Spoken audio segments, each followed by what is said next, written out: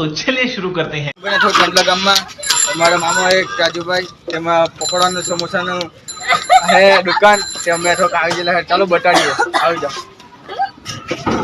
રાજુ અમારા રાજુ મામા તેમાં હજુ અમારા પકોડાની ને સમોસાનું હે જોઈ લેજો.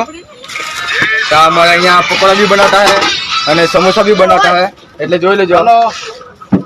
ખાવું હોય તો આપણે આવી જજો દડિયા ગામમાં, એટલે પકોડા બકોડા બધું બનાવી દેતા है એટલે આવી જજો તમે અહીંયા.